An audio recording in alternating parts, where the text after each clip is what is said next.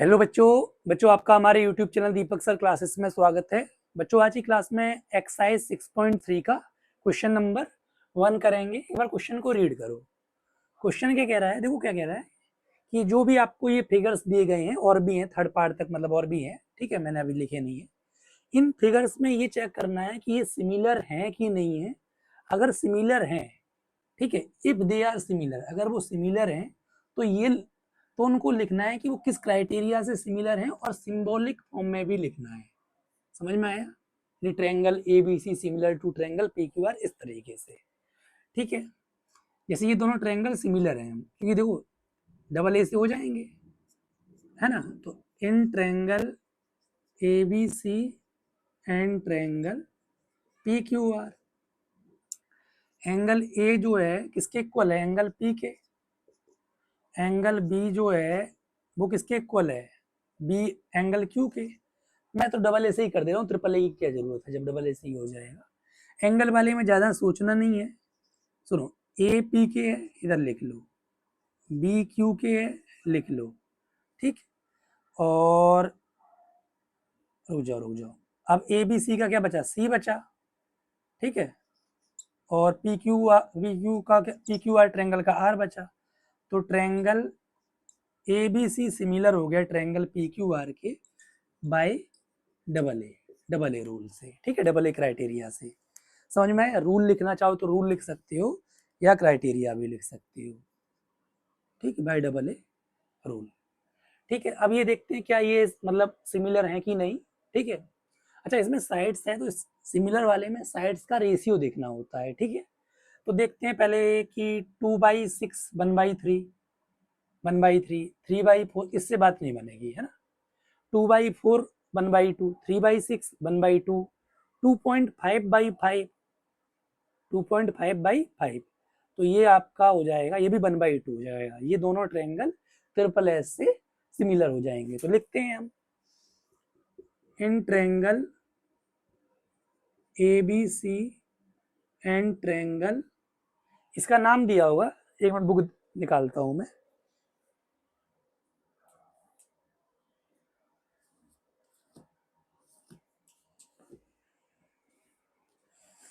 अच्छा, ये जो ट्रायंगल है वो आपका ट्रायंगल पी क्यू आर ही है, मैं आइडिया सही ले रहा था, ठीक है।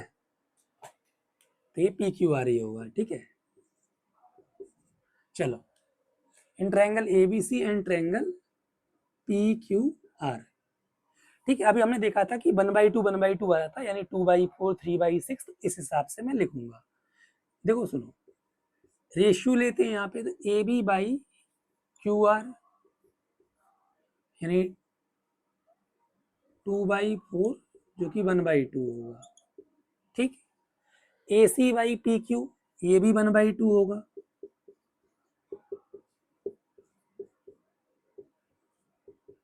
A C by P Q भी 1/2 होगा, ठीक है। अब थर्ड साइड, और अब ये B C by Q R, ये भी 1/2 ही होगा। Sorry, B C by Q R नहीं, B C by P R, ठीक है, ये यहाँ पी आर होगा।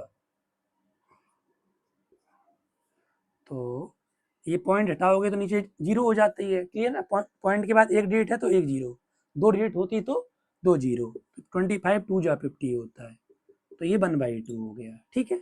अच्छा, अब ये तो चलो लिख दिया, मेन चीज मैटर करेगी कि आप लिखते कैसे हो, कि ट्रायंगल जो भी होगा कि वो सिमिलर है पी क्यू आर के या जो भी है, तो वो लिखने पे बहुत ध्यान रखना, ठीक है। मैंने इस चैप्टर की इंट्रोडक्शन वीडियो में समझाया था आपको किस तरीके से लिखा जाता है, एक बार और शॉर्ट में समझा देता हूँ, ठीक है। जैसे यहाँ पे ratio A B by Q R है, A C by P Q, P C by P R, आप कोई सी भी एक रेशियो से लिख लो sides. A B by Q R तो ए बी क्यू आर लिख लिया, बचा क्या है इसका? ट्रायंगल ए बी सी का सी बचा, इसका क्या बचा? पी बचा, लिख लिया। अब एक बार ये इन चीजों को सेटिस्फाई भी करना चाहिए। देखो कैसे, ए बी स्टार्टिंग की दो, ए बी स्टार्टिंग की दो क्यू आर, ठीक है। पहली लास्ट ए सी, पहली लास्ट पी क्यू, ठीक है। लास्ट की दो बी सी, लास्ट की दो पी आर, तो सही है, यानी पोजीशन सेम होनी चाहिए। समझ में आया? तो triangle A B C similar हो गया ट्रायंगल क्यूब आर पी के बाय ट्रिपल एस रूल या क्राइटेरिया भी लिख सकते हो, ठीक है। अच्छा, इसकी बात करूं क्या ये सिमिलर होगा, तो एक बार रेशियो देख लेते हैं। जैसे 2/4 1/2, 3/6 1/2, ठीक। बट ये भाई ये तो 1/2 आएगा ही नहीं, क्योंकि ये तो दोनों आपके एक तरीके से देखा जाए तो ऑड नंबर हो गए, किसी ऑड नंबर है ना, यानी सेम टेबल में नहीं आएंगे, तो इसका मतलब ये सिमिलर नहीं है। तो नहीं है तो बस नो लिख दो, no this is not similar. एक बार देख लो, फिर इरेज करके इसके बाकी पार्ट्स करते हैं।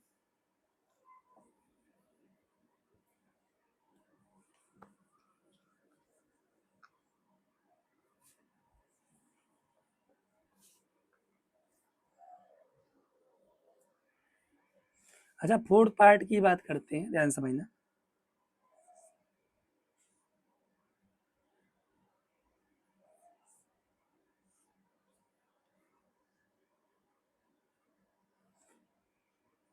MNL5 2.5 70, ये PQR 10 5 70, ये फोर्थ पार्ट हो गया, ठीक है। फिफ्थ पार्ट हमारा हो जाएगा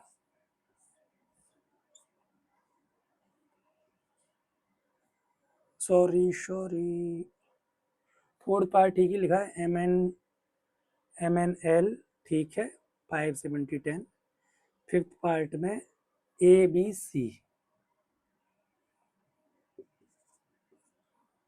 ये 3 है, ये 80 डिग्री है, ये 2.5, और ये DEF है,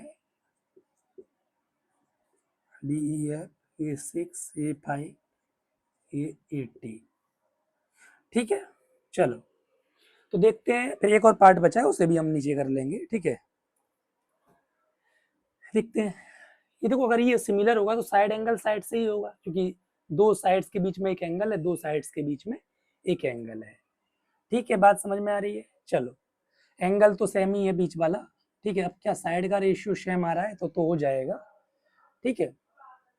जैसे 2.5/5 1/2 होगा, और 5/10 भी 1/2 होगा, ये दो साइड्स का रेशियो सेम है और बीच वाला एंगल भी सेम है, तो ये दोनों ट्रायंगल सिमिलर हो जाएंगे साइड एंगल साइड से, ठीक। इन ट्रायंगल MNL, अगर इधर MNL लिख रहा हूँ तो इधर MNL की चीजें लिखना, ठीक है। एंड ट्रायंगल PQR, ठीक। अच्छा, ये बाई ये 1/2 है, और ये बाई ये 1/2 है, तो MN/PQ 2.5/5, यानी 25 2 जा 50, 1/2, और ML/QR, ये भी 1/2, 5/10, और एंगल M जो है वो इक्वल है एंगल Q के। तो दोनों ट्रायंगल देखा जाए तो साइड एंगल साइड से सिमिलर हो जाएंगे, क्योंकि दो साइड्स का रेशियो सेम है और बीच वाला एंगल इक्वल है। अब लिखते हैं इसको हम, किसी मतलब या तो यहाँ से एक साइड्स का रेशियो जो दिया गया वो उठा लें, या ये उठा लें। चलो इस बार ये उठा लेते हैं, MLQR। अब इस ट्रायंगल का क्या बचा? N बचा। इस ट्रायंगल का क्या बचा? P बचा। लास्ट में लिखा है तो इधर भी लास्ट में लिखना। अब चेक करते हैं क्या सही लिखा है। एंगल MQ के फर्स्ट पोजीशन, ठीक है। MN स्टार्टिंग की दो पोजीशन, तो स्टार्टिंग यानी MN/PQ, MN पहली लास्ट, PQ भी पहली लास्ट, ठीक है। ML स्टार्टिंग की दो, QR स्टार्टिंग की दो, यानी पोजीशन सेम होनी चाहिए। बेशक ये ML ये RQ होता, उस एक ही चीज है ना, QR या RQ। समझ में आ गया?